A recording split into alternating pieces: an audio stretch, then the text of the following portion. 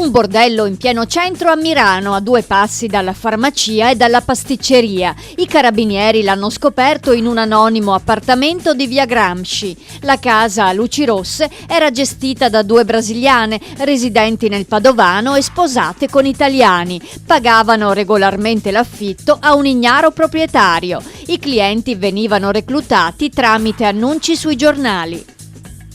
Le scuole si appellano alle banche. Dopo gli atti vandalici e i furti di computer e proiettori, gli insegnanti delle scuole di Mirataglio hanno preso carta e penna per chiedere aiuto agli istituti di credito del territorio. I materiali distrutti o spariti venivano utilizzati da 17 classi, dall'infanzia alla secondaria, in tutto circa 366 alunni. Speriamo che l'appello non cada nel vuoto. Tramonta l'ipotesi Festival Show a Capodanno, Jesolo rinuncia al collaudato spettacolo per problemi economici. Troppi i 100.000 euro chiesti al comune dagli organizzatori. Il 31 dicembre si farà comunque una festa in piazza Mazzini, assicura il sindaco Valerio Zoggia, magari coinvolgendo i locali della zona, a meno che il Festival Show non si ridimensioni e stracci i prezzi. A un anno dall'alluvione neanche €1 di risarcimento. Sono centinaia i cittadini del Coneglianese colpiti dal maltempo del novembre 2012 e riconosciuti vittime di calamità naturali, eppure la regione non provvede. Solo a Conegliano sono stati chiesti oltre 1.200.000 euro di risarcimento per danni a edifici, beni e materiali, sia privati sia comunali.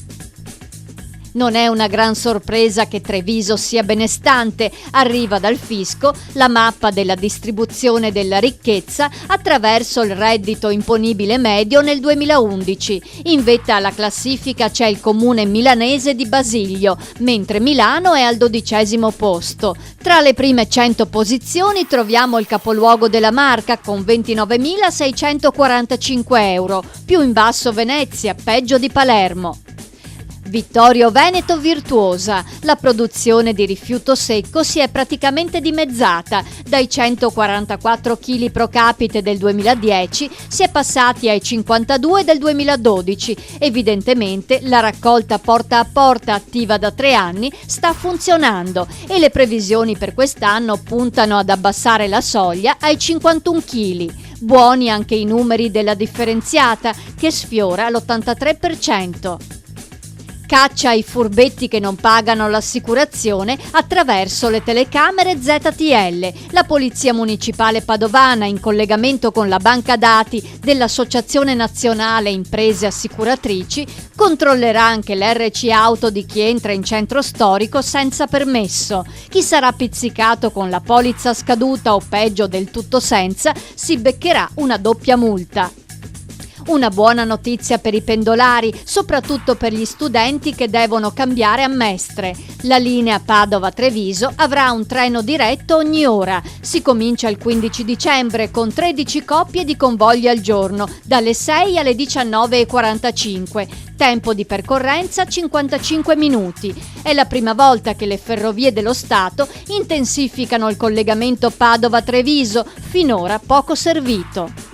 Chi ha portato via i coniglietti dal giardino dell'ospedale di Monselice? Diverse persone hanno notato un furgone bianco e un uomo con delle reti. Dopo questa segnalazione, decine di bestiole erano sparite. Di sicuro deve trattarsi di un esperto. Catturare i conigli è molto difficile. La LAV invita chi sa qualcosa a farsi avanti. In palio c'è una taglia di 500 euro.